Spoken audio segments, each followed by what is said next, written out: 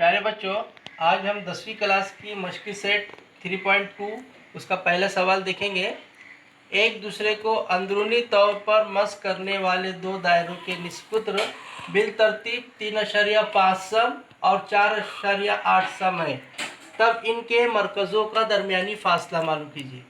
देखो यहाँ दो दायरे हैं, दो दायरे, एक बड़ा दायरा एक छोटा दायरा है। बड़े दायरे का मरकज़ हम ए लिए है और छोटे दायरे का मरकज़ हमने बी लिए है। दोनों दायरे एक दूसरे को मस कर रहे हैं, अंदरूनी तौर पर नुक्ता सी पर मस कर रहे हैं।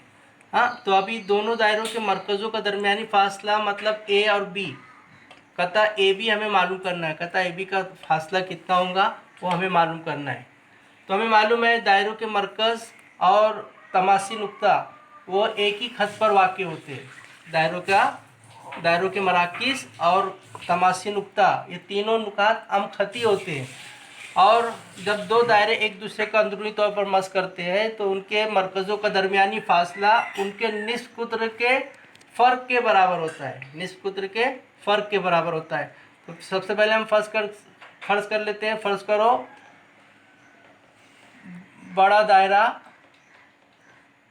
बड़े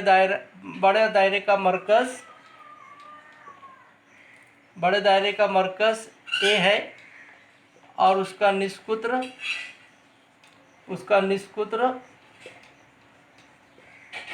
R1 है। इसी तरह फर्ज करो छोटा दायरा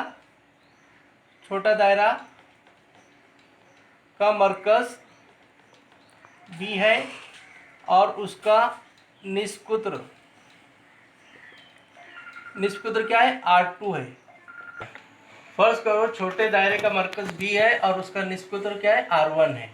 तो R1 बराबर ले लेंगे, जो है R1 बराबर 4.8 सम ले लेंगे। बड़े दायरे है ना, बड़े दायरे का निष्कुत्र R1 4.8 सम, और R2 जो है छोटे दायरे का निष्कुत्र है तो उसका हम ले लेंगे 3.5 सम।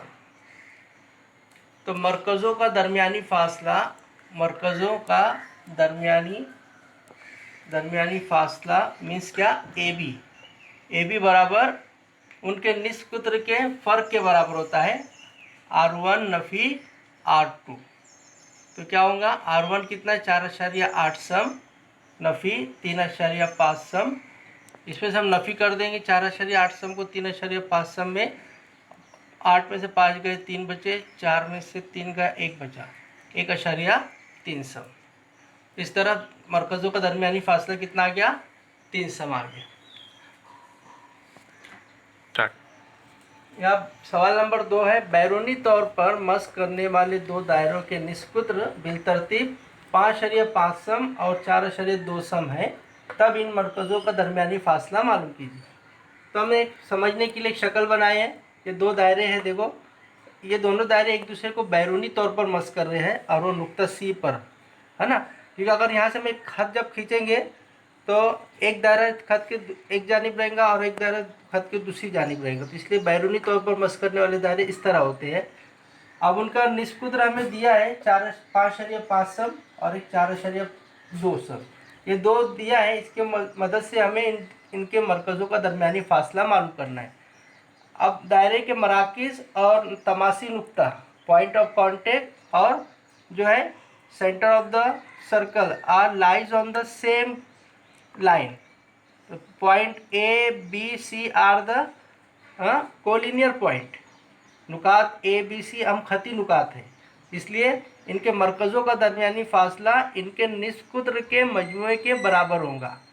तो सबसे पहले हम फ़र्ज़ कर लेते हैं। फ़र्ज़ करो बड़े दायरे का निष्कुत्र R1 और छोटे दायरे का निष्कुत्र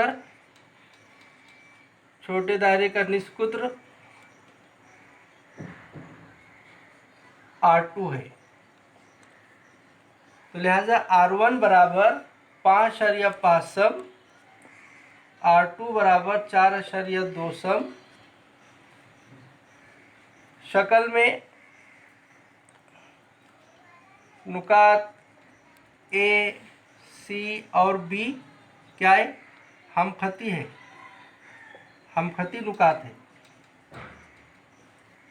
लिहाजा मरकज़ों का दरमियानी फासला क्या हो जाएगा, ए बी बराबर R1 जमा R2 मीन्स R1 कितना है, R1 5.5 सब जमा R2 कितना है 4.2 सब। ये दोनों को हम जमा कर देंगे 7 और ये 9.7 सब। तो दायरों के मरकज़ों का दरमियानी फासला कितना आ गया, 9.7 सब। सवाल नंबर 4 हमारा है, शक्ल 3.27 पे पी और क्यू मरकज़ वाले दायरे एक दूसरे को नुक्ता आर पर मस करते हैं। दो दायरे हैं, दोनों एक दूसरे को नुक्ता आर पर क्या कर रहे हैं, मस कर रहे हैं। नुक्ता आर से गुजरने वाला खत उस दायरे को बिलतरतीब नुकात ए और बी पर कता करता है। नुक्ता आर से गुजरने वाला खत जो है ए है, ये दायरे को नुक्ता ए पर कता कर रहा है, छोटे दायरे को, और बड़े दायरे को नुक्ता बी पर क्या कर रहा है, कता कर रहा है। तो हमें बताना है तो नंबर 1, कता ए पी मुतवाज़ी है कता बी क्यू। कता ए पी मुतवाज़ी है कता बी क्यू। देखो ये कता ए पी है, मुतवाज़ी है कता बी क्यू। तो दो खत मुतवाज़ी कब होते हैं, जो दो खत मुतवाज़ी कब होंगे, जैसे ये पी है ए पी और ये क्या है बी क्यू। ये दो खत मुतवाज़ी कब होंगे, अगर उनका जो ये ट्रांसवर्सल है, जो हायल खत है, ये एक हायल खत हो जाए ए बी, और ये हायल खत के ज़रिए से बनने वाले मुतबादला ज़ाविये अगर दोनों बराबर हो जाए, मुतबादला ज़ाविये, तो ये दोनों खत क्या हो जाएंगे, दोनों कता मुतवाज़ी हो जाएंगे। तो यहाँ पर मुतबादला ज़ावियों का जो है खुसूसियत आएंगी, जिसके बदौलत हम साबित करेंगे ए पी जो है मुतवाज़ी है बी क्यू की। तो उसके लिए हम क्या करना पड़ेगा, हमें सबसे पहले दायरा जिसका मरकज़ पी है उसमें आएंगे हम। सबसे पहले दायरा जिसका मरकज़ पी है में, उसमें क्या हो रहा है, पी ए बराबर पी आर। पी ए बराबर पी आर, देखो एक ही दायरे के निस्बत है, पी ए बराबर पी आर, दोनों की लंबाई बराबर है। क्यों बराबर है, एक ही दायरे के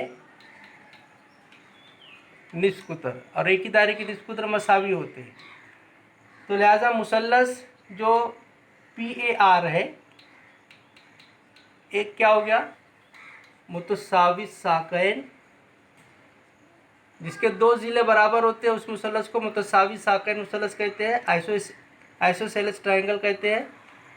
मुतसावी साकैन मुसल्लस है, लिहाजा इसमें दो जाविये बराबर हो जाएंगे। जाविया पी ए आर मुतमासिल जाविया पी आर ए, इसको मसौत नंबर 1 दे देंगे। इसी तरह यहाँ पर देखो, दो खतूत जब एक दूसरे को कता करते हैं, तो जैसे यहाँ P है, यहाँ पर R है, यहाँ पर A है, ये Q है, ये B है। तो जब दो खतूत एक दूसरे को कता करते हैं तो नुक्ते तकाते पर बनने वाले मुतकाबला ज़ाविये क्या होते हैं, मुतमासिल होते हैं। यहाँ ये ज़ाविया और ये ज़ाविया बराबर हो जाएगा। तो ज़ाविया P R A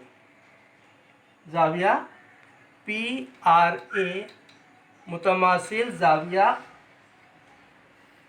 B R Q, इसको हम दे देंगे मसौत नंबर 2। और यहाँ क्या लिखेंगे, मुतकाबला ज़ाविये। कौन से ज़ाविये, मुतकाबला ज़ाविये। हाँ, अब मुसल्लस हम आ जाएंगे, मुसल्लस बी क्यू आर में आ जाएंगे। बी क्यू आर में उसके अंदर भी देखो दो निस्कुतर है, बी क्यू और बी क्यू आर। तो बी क्यू क्यू बी मुतमासिल क्यू बी मुतमासिल क्यू आर, वही मसला है, एक ही दायरे के निस्फ कुतर, एक ही दायरे के निस्फ कुतर जब दोनों बराबर हो गए तो मुसल्लस बी क्यू आर क्या हो गया, एक मुतसावी साकैन मुसल्लस हो गया।